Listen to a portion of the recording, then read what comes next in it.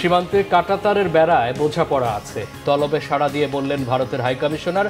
বাংলাদেশের 1 ইঞ্চি জমিও ছাড় না দেওয়ার হুঁশিয়ারি স্বরাষ্ট্র উপদেষ্টার। চিকিৎসার 5ম দিনে কিছুটা উন্নতি হয়েছে বেগম খালেদা জিয়ার শারীরিক অবস্থার, জানিয়েছেন ডক্টর AJM জাহিদ হোসেন। আগামী নির্বাচন হবে সর্বকালের সেরা ও ঐতিহাসিক, নিশ্চয়তা প্রধান উপদেষ্টার। তারুণ্যের শক্তি কাজে লাগাতে নরওয়েকে বাংলাদেশে বিনিয়োগের আহ্বান। এবছরেই নির্বাচন চায় বিএনপি, ইইউ রাষ্ট্রদূতদের সাথে বৈঠক। স্থানীয় নয়, সংসদ নির্বাচনেই মূল ফোকাস, পরিষ্কার করল ইসি। পূর্বাঞ্চলে শেখ পরিবারের প্লট কেলেঙ্কারি, শেখ হাসিনা সহ 16 জনের বিরুদ্ধে দুদকের মামলা। মন্ত্রিত্ব থেকে টিউলিপকে অপসারণের আহ্বান কনজারভেটিভ পার্টি।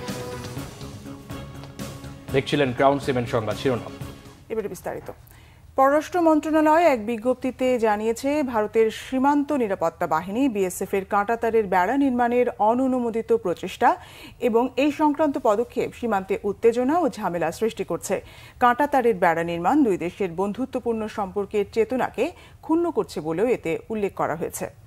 এদিকে সীমান্তে কাঁটাতারের বেড়া দেওয়ার ব্যাপারে দুই দেশের মধ্যে বোঝাপড়া রয়েছে বলেছেন ভারতের হাইকমিশনার প্রণয় ভার্মা। পররাষ্ট্র মন্ত্রণালয়ের তলবে সাড়া দিয়ে একথা বলেন তিনি। রিপোর্ট মোবাশ্বের আহমেদের। সম্প্রতি বাংলাদেশের কয়েকটি জেলায় সীমান্ত এলাকায় ভারতের সীমান্তরক্ষী বাহিনী বিএসএফ এর কিছু স্থাপনা নির্মাণ কাজে বাংলাদেশ সীমান্তরক্ষী বাহিনী বিজিবি আপত্তি করলে সীমান্ত এলাকায় উত্তেজনার সৃষ্টি হয়। চাঁপাইনবাবগঞ্জের শিবগঞ্জ উপজেলার চৌকা সীমান্তে গ্রামবাসীকে সীমান্ত এলাকায় জড়ো হওয়ার ভিডিও সামাজিক যোগাযোগ মাধ্যমে ছড়িয়ে পড়ে। কাঁটাতারের বেড়া নির্মাণকে কেন্দ্র করে দুই দেশের সীমান্ত এলাকায় যাতে কোনো প্রকার অপ্রীতিকর ঘটনা না ঘটে সে বিষয়ে মতবিনিময় করতে ভারতের হাইকমিশনারকে তলব করে বাংলাদেশ পররাষ্ট্র মন্ত্রণালয়। তলবে সাড়া দিয়ে রবিবার দুপুরে পররাষ্ট্র মন্ত্রণালয়ে আসে ভারতের হাইকমিশনার প্রণব ভার্মা। সংক্ষিপ্ত মতবিনিময় সভা শেষে সাংবাদিকদের বলেন, কাঁটাতারের বেড়া নির্মাণে ভারত বাংলাদেশের মধ্যে এক ধরনের বোঝাপড়া রয়েছে। অপরাধ কমাতে সীমান্তে বাংলাদেশের সহযোগিতা প্রত্যাশা করছে ভারত। অপরাধমুক্ত সীমান্ত নিশ্চিতের ব্যাপারে ভারতের প্রত্যয় নিয়ে কথা বলেছি। চোরাচালান অপরাধীদের চলাচল ও পাচারের চ্যালেঞ্জ কার্যকরভাবে দমন বিষয়ে আলোচনা করেছি। নিরাপত্তার জন্য সীমান্তে কাঁটাতারের বেড়া দেওয়ার ব্যাপারে আমাদের মধ্যে বোঝাপড়া রয়েছে। আমরা আশা করি সীমান্তে অপরাধ দমন বিষয়ে সহযোগিতার মাধ্যমে সেই বোঝাপড়ার বাস্তবায়ন হবে। সীমান্তে কাঁটাতারের বেড়া নির্মাণ বিষয়ে দুই দেশের কি আলোচনা হলো সেই বিষয়ে কথা বলেননি পররাষ্ট্র উপদেষ্টা মোহাম্মদ তৌহিদ হোসেন। পরে পররাষ্ট্র মন্ত্রণালয় এক প্রেস বিজ্ঞপ্তিতে জানায়, ভারতের সীমান্ত নিরাপত্তা বাহিনী বিএসএফ এর কাঁটাতারের বেড়া নির্মাণের অনুমোদিত প্রচেষ্টা এই সংক্রান্ত পদক্ষেপ সীমান্তে উত্তেজনা ও ঝামেলা সৃষ্টি করছে। যথাযথ অনুমোদন ছাড়াই কাঁটাতারের বেড়া নির্মাণ দুই প্রতিবেশী দেশের মধ্যে সহযোগিতা এবং বন্ধুত্বপূর্ণ সম্পর্কের চেতনাকে ক্ষুণ্ণ করছে বলেও উল্লেখ করা হয় বিজ্ঞপ্তিতে। মোবাশ্বের আহমেদ, বাংলা ভিশন, ঢাকা। এদিকে বাংলাদেশের স্বরাষ্ট্র উপদেষ্টা অবসরপ্রাপ্ত লেফটেন্যান্ট জেনারেল মোহাম্মদ জাহাঙ্গীর আলম চৌধুরী বলেছেন, বাংলাদেশ ভারত সীমান্তের জিরো লাইন থেকে 150 গজের মধ্যে ভারতকে কোনো কাজ করতে দেয়া হবে না। এর মধ্যে 3 জেলার 5টি সীমান্তে বিএসএফ কে কাজ বন্ধ করতে বাধ্য করা হয়েছে বলে তিনি জানান। মুহিবুল্লাহ মুহিবের রিপোর্টে বিস্তারিত। ছাত্র জনতার অভ্যুত্থানে শেখ হাসিনার পালানোর পর সীমান্তে নানাভাবে উত্তেজনা সৃষ্টির চেষ্টা করছে ভারত। এর মধ্যে আঙ্গরপোতা, দহগ্রাম সহ বিভিন্ন সীমান্তে বাংলাদেশের প্রতিবাদের মুখে কাঁটাতারের বেড়া স্থাপন বন্ধ করতে বাধ্য হয় ভারত। এ অবস্থায় ঢাকায় সচিবালয়ে স্বরাষ্ট্র মন্ত্রণালয়ে এক বৈঠকের পর বাংলাদেশ ভারত সীমান্ত পরিস্থিতি নিয়ে অবহিত করতে প্রেস ব্রিফিং করেন স্বরাষ্ট্র উপদেষ্টা অবসরপ্রাপ্ত লেফটেন্যান্ট জেনারেল মোহাম্মদ জাহাঙ্গীর আলম চৌধুরী। এ সময় তিনি বলেন, সীমান্ত বিষয়ে সমঝোতা স্মারকগুলো লঙ্ঘন করে ভারত যে সব কাজ করতে চেয়েছিল সে বিষয়ে পররাষ্ট্র মন্ত্রণালয়কে অবহিত করেছে স্বরাষ্ট্র মন্ত্রণালয়। এখন পররাষ্ট্র মন্ত্রণালয় ভারতীয় হাইকমিশনারকে তলব করে বাংলাদেশের অবস্থান সম্পর্কে অবহিত করবে। হ্যাঁ, তার সাথে আমাদের লেভেলে সব যোগাযোগ হচ্ছে। ইভেন আমরা এটা ফরেন মিনিস্ট্রি তো জানিয়েছি, হয়তো ফরেন মিনিস্ট্রি তাদের ওই হাইকমিশনারকে ডাকেই আজকে কি কালকে হয়তো বলতেও পারে। মানে কঠোর বলে আমরা তো কঠোরই, আমাদের জায়গা দিব না, এতে আবার কঠোরের কি আছে? আমার জায়গা আমি কঠোর থাকবো না মানে কি হেনি কি কই মানছে নিতে বন্ধ করে দিছে? এখন হলো কি তারা বিভিন্ন জায়গায় তো সমস্যা করার চেষ্টা করবে, বাট আমরা যেভাবে হোক চলে বলে কৌশলে যেইভাবে ওই সমস্যা সমাধান করব। সীমান্তে বিজিবিকে সতর্ক অবস্থায় রাখা হয়েছে জানিয়ে উপদেষ্টা বলেন, আন্তর্জাতিক নিয়ম অনুযায়ী দুই দেশের সীমান্তের 0 পয়েন্টের 150 গজ অর্থাৎ 300 হাতের মধ্যে কোনো ধরনের বেড়া বা উন্নয়নমূলক কাজ করা যাবে না, কিন্তু তা মানছে না ভারত। বাংলাদেশের 1 ইঞ্চি জমিও ছাড় দেওয়া হবে না বলে সাফ জানিয়ে দেন স্বরাষ্ট্র উপদেষ্টা। এই বিগত সরকারের আমলে 2010 সাল থেকে 2023 সালের ভিতরে এরা কতগুলি অসম কাজ, যেটা মানে ইন্ডিয়ার করা উচিত হয় নাই, বাট আমাদের এই আগের সরকার তাদের কতগুলি একটা সুযোগ দিয়েছে। এই সুযোগের ভিতরে এলো তারা প্রায় 160টা স্থানে মানে এক লেয়ার এলাকা কাঁটাতারের বেড়া দিছে। একটা ঝামেলা আছে, বিজিবির সাথে আমাদের জনগণ খুব শক্ত অবস্থান নেওয়ায় এরা কিন্তু অন্যান্য জায়গা থেকে কাজ তারা বন্ধ করতে বাধ্য হয়েছে। এই জন্য আমি বিজিবি এবং আমার বাংলাদেশের জনগণকে আমি অনেক অনেক ধন্যবাদ জানাই যে তাদের এই শক্ত অবস্থানের জন্য। প্লাস আমি আপনাদের মাধ্যমে ওই জায়গায় যারা সাংবাদিক আছে তাদেরও ধন্যবাদ জানাই, তারা এই জিনিসটা কিন্তু ভালোভাবে ফুটায় উঠিয়েছে। সীমান্তে 4156 কিলোমিটারের মধ্যে 3271 কিলোমিটার কাঁটাতারের বেড়া দিয়েছে ভারত। আগামী মাসে বিএসএফ এর সাথে বৈঠকের আগে আর কোনো কাজ করতে দেওয়া হবে না বলেও জানান স্বরাষ্ট্র উপদেষ্টা। মুহিবুল্লাহ মুহিব, বাংলা ভিশন, ঢাকা। আগামী নির্বাচন হবে সর্বকালের সেরা ও ঐতিহাসিক, এমন পরিকল্পনার কথা জানিয়েছেন প্রধান উপদেষ্টা ডক্টর মোহাম্মদ ইউনূস।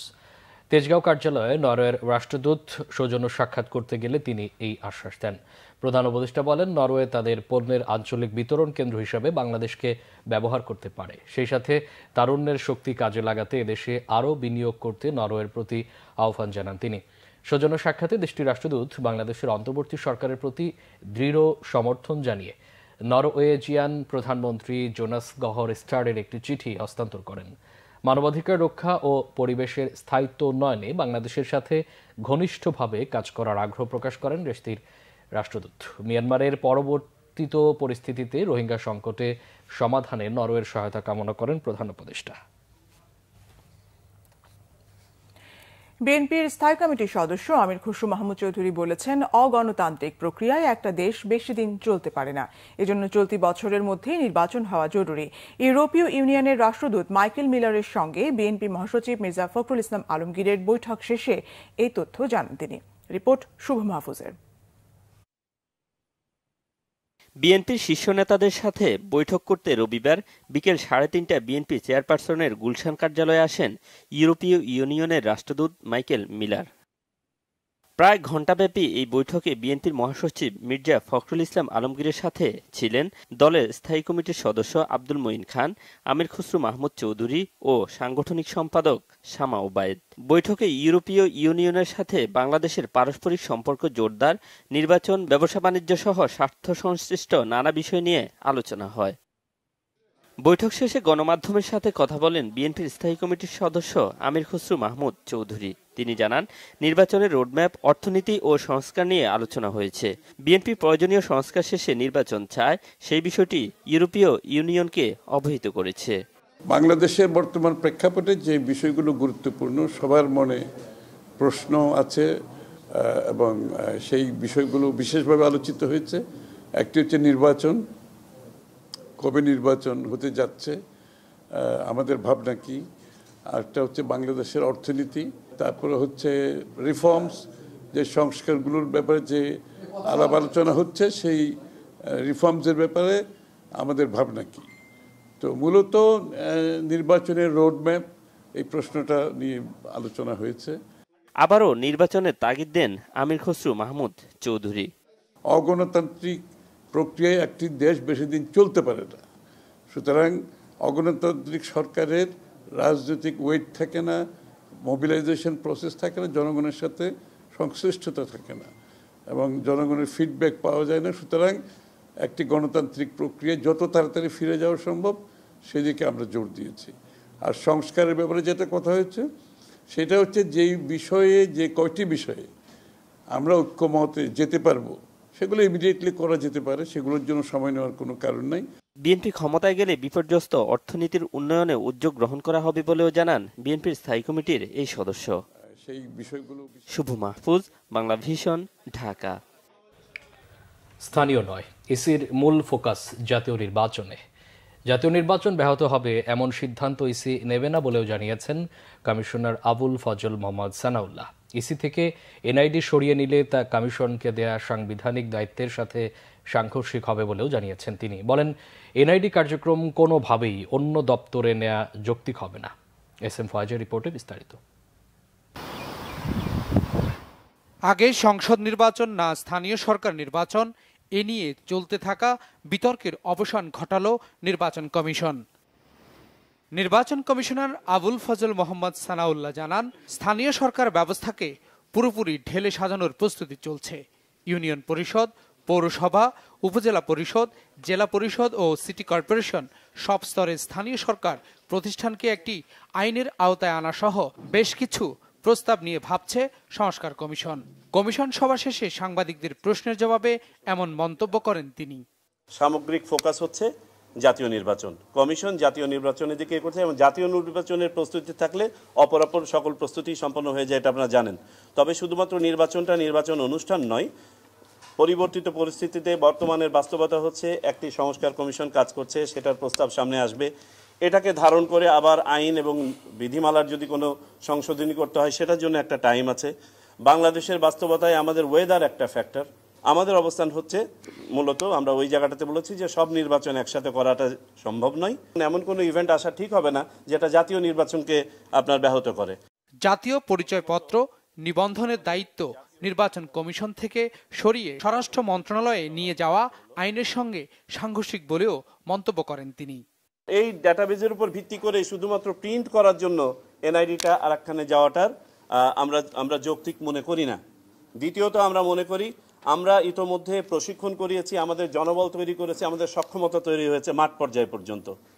সো এখানে ডুপ্লিকেশন অফ এফোর্ট হবে যদি এটা করা হয়। ডেটাবেসটা আমাদের নিজস্ব, সেটা আমাদের নিজস্বই থাকতে হবে, তার কারণ নির্বাচন কমিশন প্রাইমারি ডাটার উপর নির্ভর করেই ভোটার তালিকা তৈরি করবে। সুতরাং এই প্রাইমারি ডাটাটাও আমরা কারো কাছে ওইভাবে হস্তান্তর করতে পারবো না। এই যে এনআইডিটা নিয়ে যাওয়া, এটা আমাদের সাংবিধানিক যে দায়িত্ব দেয়া আছে এবং সক্ষমতা দেয়া আছে নির্বাচন কমিশনকে, তার সাথে সাংঘর্ষিক। 20 জানুয়ারি থেকে ভোটার তালিকা হালনাগাদের কাজ শুরু হবে বলে জানান EC. S M Foyez, Bangla Vision, Dhaka. হত্যা মামলার পর শেখ হাসিনার বিরুদ্ধে প্রথমবারের মতো দুর্নীতির মামলা করল দুর্নীতি দমন কমিশন দুদক। জালিয়াতির মাধ্যমে পূর্বাচল নতুন শহর প্রকল্পে প্লট বরাদ্দ নেওয়ার অভিযোগে সাবেক প্রধানমন্ত্রী শেখ হাসিনা ও তার মেয়ে সাইমা ওয়াজেদ পুতুল সহ পরিবারের 6 জনের বিরুদ্ধে মামলা হয়েছে। দুদকের জালে ফেঁসে গেছেন গণপূর্ত ও রাজুকের 14 জন কর্মকর্তাও। গালমান শফির রিপোর্ট।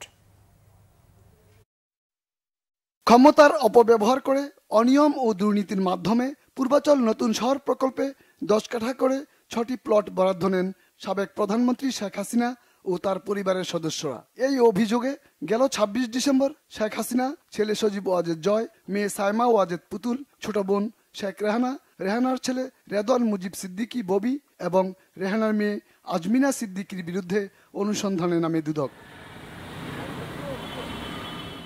অনুসন্ধানের মাত্র 10 কার্য দিবসের মাথায় মামলা করল দুদক। নথি বলছে রাজধানীতে কারোর নামে বাড়ি বা প্লট থাকলে তিনি রাজুকের প্লট পাবেন না, কিন্তু পুতুলের নামে ধানমন্ডি ও গুলশানে প্লট থাকার পরও নিয়মের তোয়াক্কা না করেই পূর্বাচলে 10 কাঠার প্লট দেয় রাজুক। ক্ষমতার অপব্যবহার করে আইনসম্মত পারিশ্রমিক না হওয়া সত্ত্বেও, আইন মতে বরাদ্দ পাওয়ার যোগ্য না হওয়া সত্ত্বেও পরস্পর যোগসাজশে পূর্বাচল আবাসন প্রকল্পের 27 নং সেক্টরের 203 নং রাস্তার প্লট নং 017 অভিযোগ সংশ্লিষ্ট জনাব সাইমা ওয়াজেদের নামে বরাদ্দ প্রদান এবং তিনি জনাব সাইমা ওয়াজেদ প্লটের বাস্তব দখল সহ রেজিস্ট্রেশন মূলে প্লট গ্রহণ করার অপরাধে দণ্ডবিধির সংশ্লিষ্ট ধারা এবং দুর্নীতি প্রতিরোধ আইন 1947-এর 5-2 ধারায় আজ একটি মামলা রুজু করা হয়েছে। দুদক বলছে প্রধানমন্ত্রী প্রভাব খাটিয়ে তার মেয়ের নামে অবৈধভাবে প্লট বরাদ্দ নেন। মামলায় আরও আসামি করা হয় গৃহায়ন ও গণপূর্ত মন্ত্রণালয়ের সচিব শহীদ উল্লাহ খন্দকার, সাবেক রাজুক চেয়ারম্যান আনিসুর রহমান মিয়া সহ 14 জনকে। জনাব সাইমা ওয়াজিদ পুতুল, জনাব শেখ হাসিনা সাবেক প্রধানমন্ত্রী সহ জাতীয় গৃহায়ন কর্তৃপক্ষ এবং রাজুকের সংশ্লিষ্ট কর্মকর্তা সহ মোট 16 জনের বিরুদ্ধে আলোচ্য মামলাটি রুজু করা হয়েছে।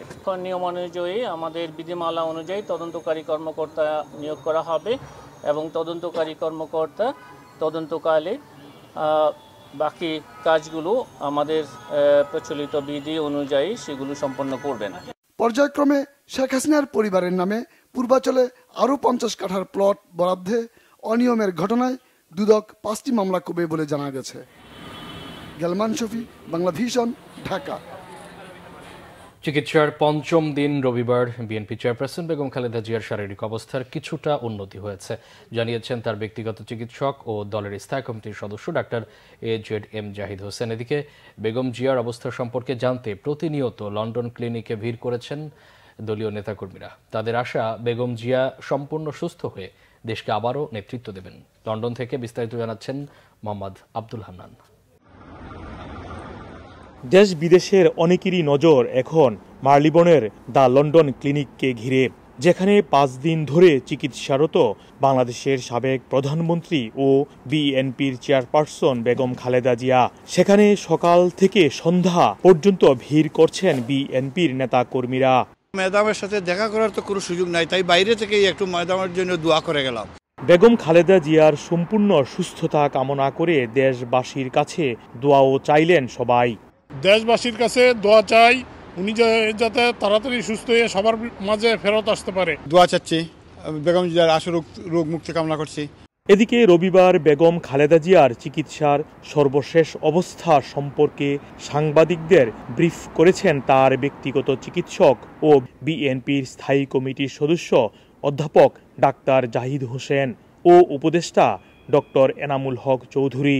প্রফেসর পেট্রিক কেডু এসেছিলেন, উনি ওনাকে দেখেছেন, ফিজিওথেরাপি যেটা দেওয়া হয় সেটা ওনারা দিয়েছেন এবং পরবর্তীতে উনি ফিজিওথেরাপি নেওয়ার পর মোটামুটি উনি ভালো আছেন এবং গতকাল কেসেও বলা যায় যে শারীরিকভাবে আলহামদুলিল্লাহ উনি স্টেবল আছেন। চিকিৎসাগুলি স্টেবল অবস্থায় আছেন এবং ইমপ্রুভ হচ্ছেন। আজকে নিজে হাঁটাহাঁটি করছেন এবং আপনারা জানেন ফ্যামিলির সাথে থাকলে স্বাভাবিকভাবে একটা সাইকোলজিক্যাল ডেভেলপমেন্ট হয়, সাইকোলজিক্যাল সাপোর্ট পান। এই সাপোর্টটা পাওয়ার সাথে সাথে ওনার স্বাস্থ্যগতভাবে উনি সুস্থতা ফিল করবে। এদিকে যুক্তরাজ্য বিএনপির অনেক আঞ্চলিক কমিটির পাশাপাশি ব্যক্তিগত উদ্যোগেও বেগম খালেদা জিয়ার জন্য মসজিদে দোয়া করা হচ্ছে। মা বেগম খালেদা জিয়ার সুস্থতার জন্য যুক্তরাজ্যে অবস্থার প্রত্যেকটি ইউনিট, অঙ্গ সহযোগী সংগঠন, প্রত্যেকটি মসজিদে যা মসজিদে দোয়া মাহফিল এবং মিলাদ মাহফিল করার জন্য আমরা আহ্বান করেছি। প্রতিদিন সকাল থেকে মধ্যরাত পর্যন্ত বেগম খালেদা জিয়ার পাশে থাকেন তারেক রহমান ও তার সহধর্মিণী জুবাইদা রহমান সহ পরিবারের অন্যান্য সদস্যরা। বিশ্বখ্যাত প্রফেসর প্যাট্রিক কেনেডির নেতৃত্বে বেগম খালেদা জিয়ার চিকিৎসা চলছে লন্ডনের এই ক্লিনিকে। নেতাকর্মীরা আশা প্রকাশ করেছেন বেগম খালেদা জিয়া এই ক্লিনিকের চিকিৎসার মাধ্যমে সম্পূর্ণ সুস্থ হয়ে দেশকে আবারও নেতৃত্ব দিবেন। লন্ডন ক্লিনিকের সামনে থেকে মোহাম্মদ আব্দুল হান্নান, বাংলা ভিশন, যুক্তরাজ্য। বাংলাদেশের সাবেক প্রধানমন্ত্রী শেখ হাসিনার ভাগ্নি এবং যুক্তরাজ্যের সিটি মিনিস্টার টিউলিপ সিদ্দিককে বরখাস্ত করতে দেশটির প্রধানমন্ত্রী কিয়ার স্টারমারের প্রতি আহ্বান জানিয়েছেন প্রধান বিরোধী দল কনজারভেটিভ পার্টির প্রধান কেমি ব্যাডেনচ। রবিবার ব্রিটিশ সংবাদ মাধ্যম বিবিসির প্রতিবেদনে এমনটি উঠে আসে। সোশ্যাল মিডিয়া এক্সে দেয়া এক পোস্টে কনজারভেটিভ পার্টির ওই নেতা বলেন, কিয়ার স্টারমার যাকে দুর্নীতি বিরোধী মন্ত্রী হিসেবে নিয়োগ করেছেন তিনি এখন দুর্নীতির অভিযোগে অভিযুক্ত। টিউলিপ সিদ্দিকের কারণে যুক্তরাজ্য সরকার তাদের নিজেদের তৈরি আর্থিক সমস্যা সমাধানে মনোনিবেশ করতে পারছে না বলে অভিযোগ করেন কেমি ব্যাডেনচ।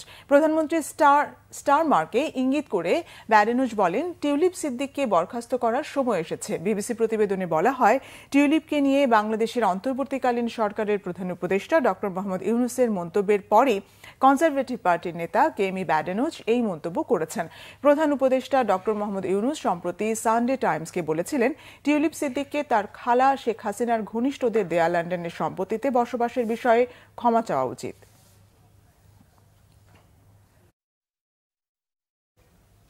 পালিয়ে ভারতে আশ্রিত বাংলাদেশের সাবেক প্রধানমন্ত্রী শেখ হাসিনাকে আমৃত্যু সেখানে থাকতে দেওয়ার অনুরোধ জানিয়েছেন প্রবীণ কংগ্রেস নেতা Manishankar Iyer. Press trust of India, Hindustan Times সহ একাধিক গণমাধ্যমে দেয়া সাক্ষাৎকারে ভারতের সাবেক মন্ত্রী ও কূটনীতিক মণিশঙ্কর বলেন, হাসিনা ভারতের জন্য অনেক ভালো কাজ করেছেন, যা ভুলে গেলে চলবে না। ভারত সরকার হাসিনাকে শরণার্থী হিসেবে আশ্রয় দেয়ায় স্বস্তি প্রকাশ করে বলেন, তিনি যতদিন চান ততদিন যেন তাকে সেখানে থাকতে দেয় সরকার। বাংলাদেশে হিন্দু নির্যাতনের খবরকে অতিরঞ্জিত বলে স্বীকার করেছেন তিনি। বলেছেন, বাংলাদেশে হিন্দুদের উপর হামলার বিষয়টি সত্য হলেও মূলত হাসিনার দলের সমর্থক হওয়ায় তারা আক্রান্ত হয়েছেন।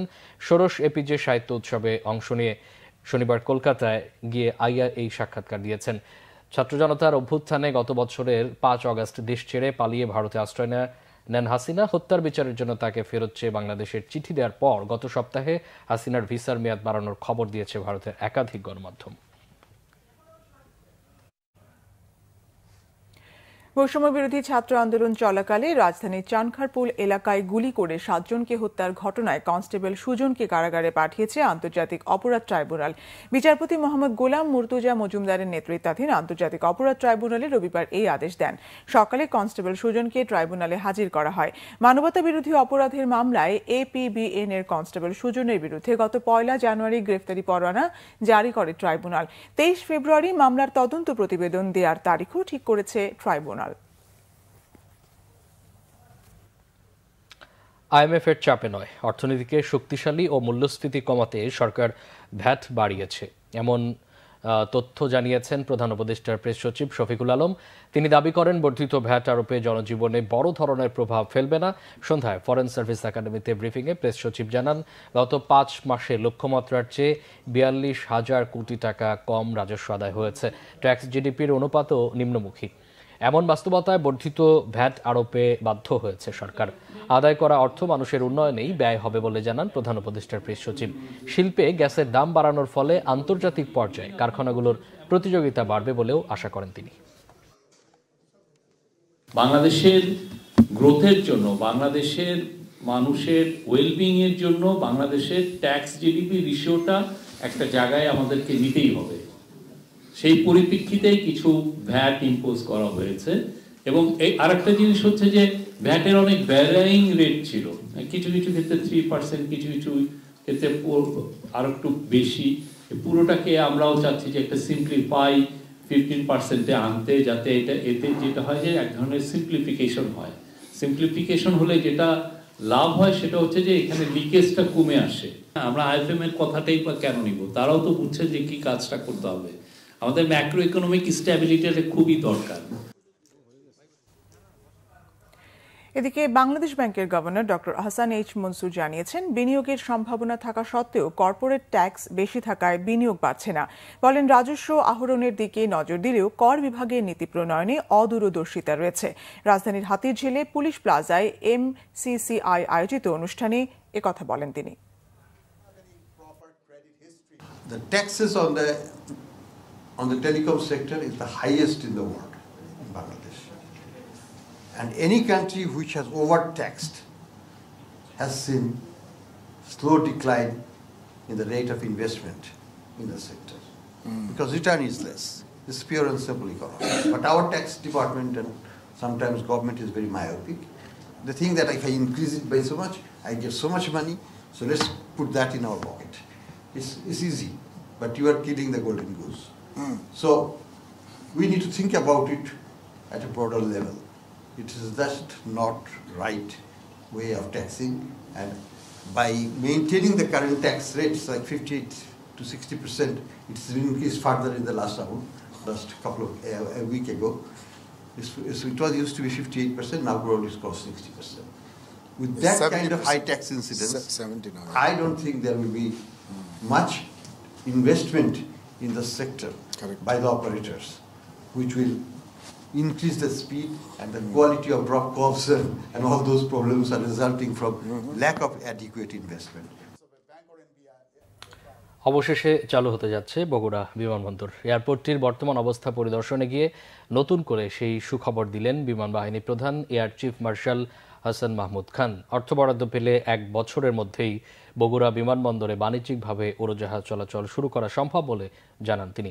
বগুড়া প্রতিনিধি আব্দুর রহিম বগরাকে নিয়ে আরও জানাচ্ছেন জিয়াউল হক সবুজ, ছবি তুলেছেন মোহাম্মদ সেলিম। বগুড়ার এরুলিয়ায় 110 একর জায়গার উপর গড়ে তোলা হয়েছে বিমানবন্দরের রানওয়ে। 1987 সালে এই প্রকল্পটি হাতে নেওয়া হলেও রাজনৈতিক সদিচ্ছার অভাবসহ নানা জটিলতায় পূর্ণাঙ্গ রূপ পায়নি প্রস্তাবিত এই বিমানবন্দর। পরে তার রক্ষণাবেক্ষণের জন্য 2001 সালে তুলে দেওয়া হয় বিমান বাহিনীর হাতে।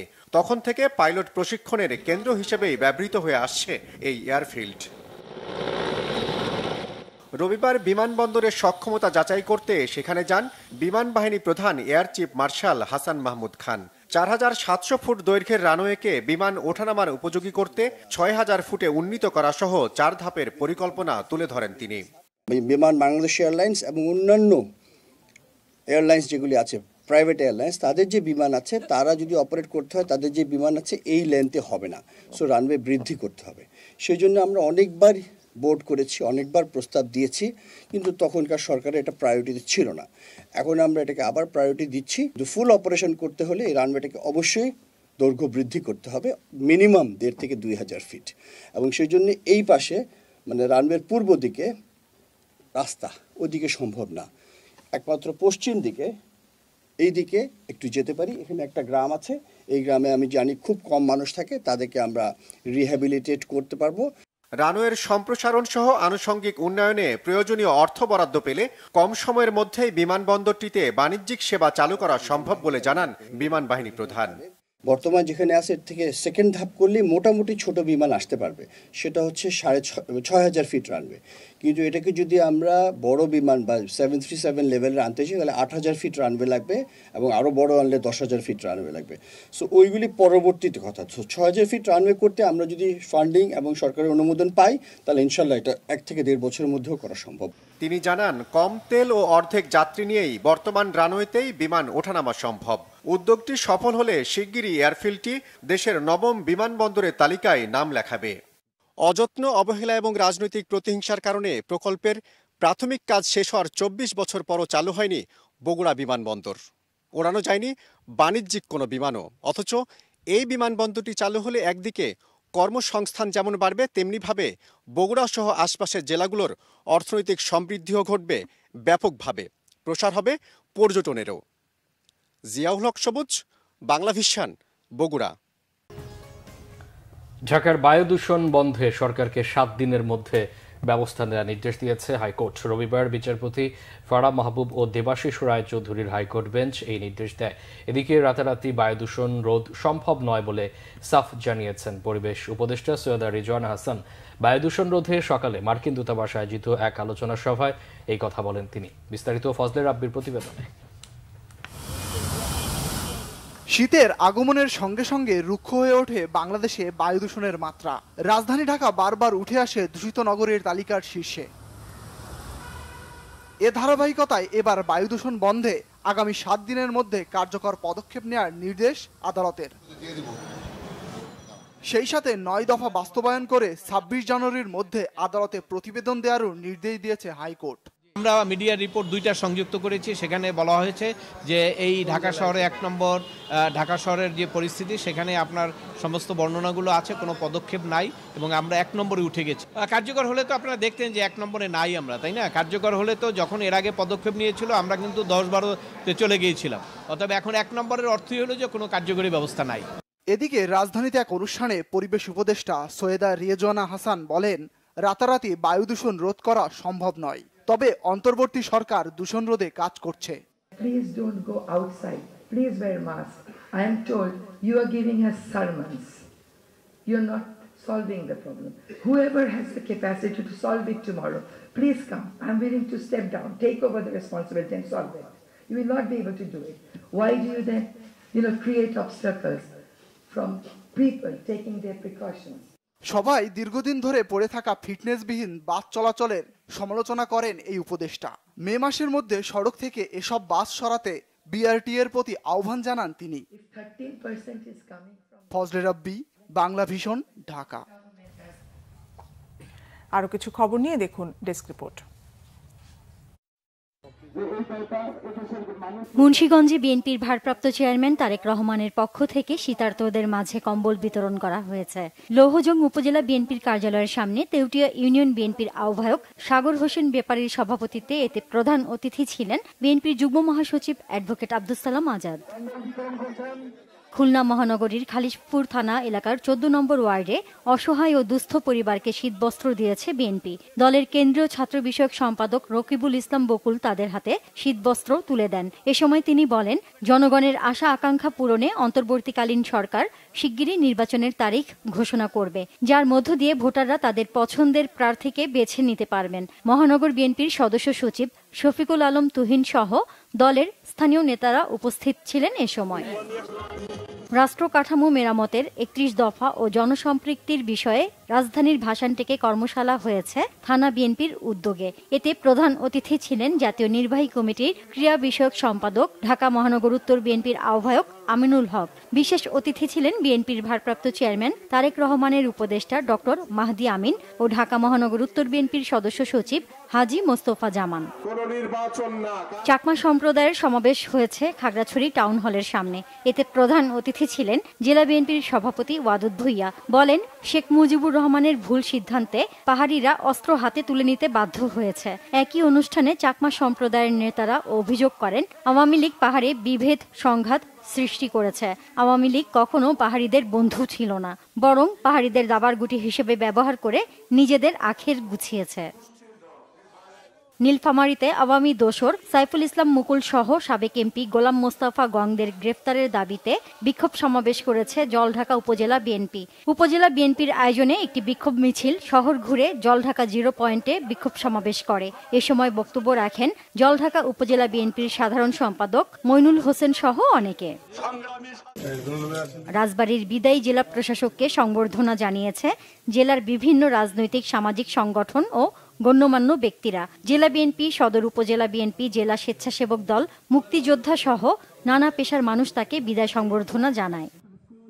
বাঙালি সংস্কৃতির ঐতিহ্যকে পুনরুজ্জীবিত করতে অ্যাভেররোজ ইন্টারন্যাশনাল স্কুল লালমাটিয়ায় অনুষ্ঠিত হল দিনব্যাপী পিঠা উৎসব। বিদ্যালয় প্রাঙ্গণে এতে অংশ নেন প্রায় 3000 শিক্ষার্থী, তাদের অভিভাবক এবং শিক্ষক শিক্ষিকারা। উদ্বোধন করেন বিশ্বনন্দিত ইসলামিক স্কলার ও বাংলাদেশে হিফজুল কুরআন সহ ইসলামী ইংলিশ মিডিয়াম স্কুলের জনক মুফতি কাজী মোহাম্মদ ইব্রাহিম। অতিথি হিসেবে উপস্থিত ছিলেন বিশিষ্ট শিক্ষাবিদ ও ইসলামী scholar professor Moktar Ahmed, Averroes international স্কুলের প্রতিষ্ঠাতা ব্যবস্থাপনা পরিচালক ও head of school Mohammad Anisur Rahman Sohag, প্রতিষ্ঠাতা পরিচালক গোলাম মোস্তফা সহ স্কুলের অন্যান্য সম্মানিত ব্যক্তি। বিদ্যালয়ের শিক্ষার্থীরা প্রায় 100টি স্টলে দেশীয় বিভিন্ন ধরনের পিঠা প্রদর্শন করেন। প্রি বুক করা রয়্যাল এনফিল্ডের মোটরসাইকেলগুলো আজ থেকে ডেলিভারি শুরু করেছে ইফাদ মোটরস লিমিটেড। তাদের ঢাকা তেজগাঁও ফ্ল্যাগশিপ শোরুম থেকে মোটরসাইকেলগুলো ডেলিভারি দেয়া হচ্ছে।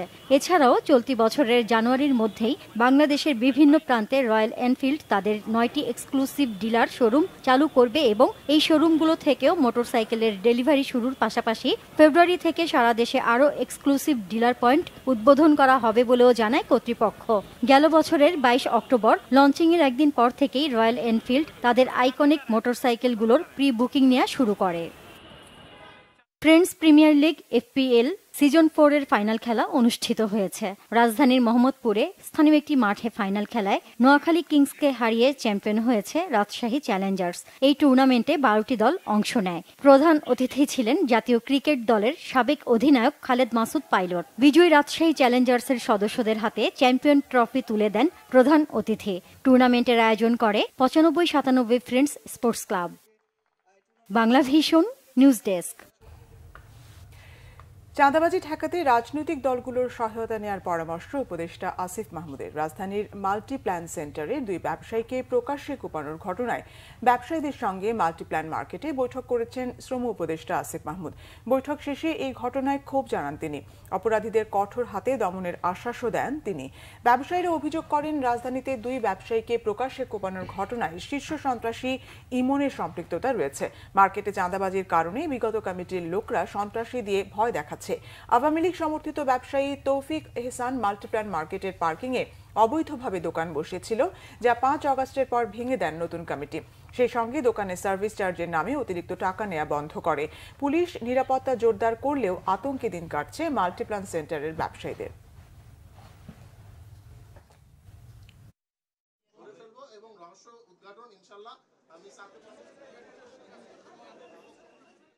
বাংলাদেশের সকল ব্যবসায়ীদেরকে এটা নিশ্চিত করতে চাই যে এই ধরনের অবৈধভাবে কাউকে কোনো প্রকার চাঁদা আপনারা দেবেন না। কেউ যদি চায় সেক্ষেত্রে আপনারা আমাদের আইনশৃঙ্খলা বাহিনীকে জানাবেন, আপনারা 999-এ ফোন করবেন অথবা যে কোনোভাবে আমাদেরকে জানাবেন।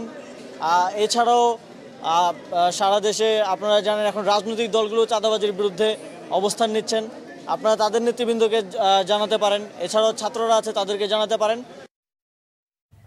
খেলার খবর, ক্রিকেট। আইসিসি চ্যাম্পিয়ন্স ট্রফির জন্য 15 সদস্যের দল ঘোষণা করেছে বাংলাদেশ ক্রিকেট বোর্ড।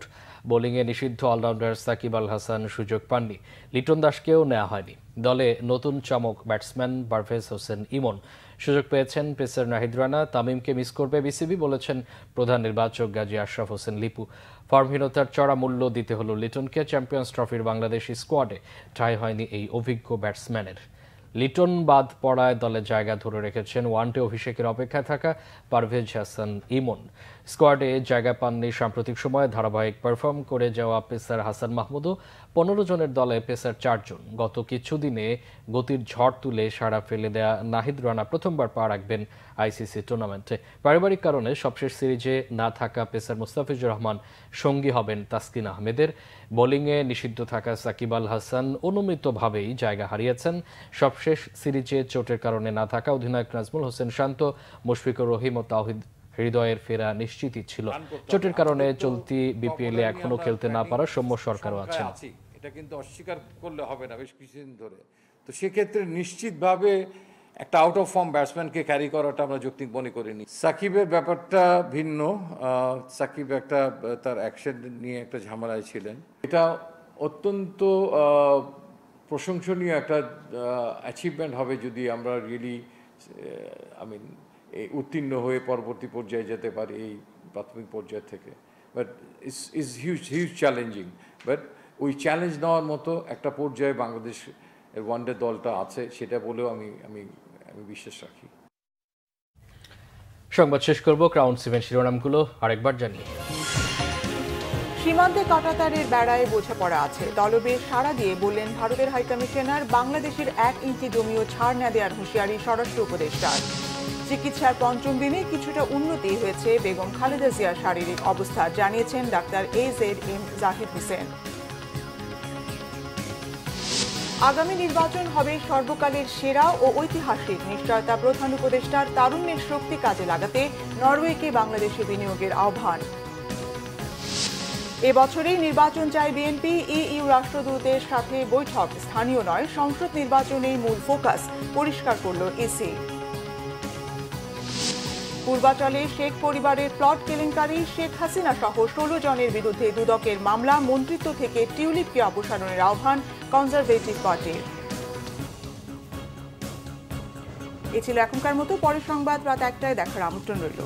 এছাড়া বাংলা ভিশন সংবাদ সংশ্লিষ্ট অনুষ্ঠান দেখতে ভিজিট করুন www.bpnews24.com ও facebook.com/banglavisionnews এবং সাবস্ক্রাইব করুন youtube.com/banglavisionnews। এতক্ষণ সাথে থাকায় অসংখ্য ধন্যবাদ। শুভরাত্রি।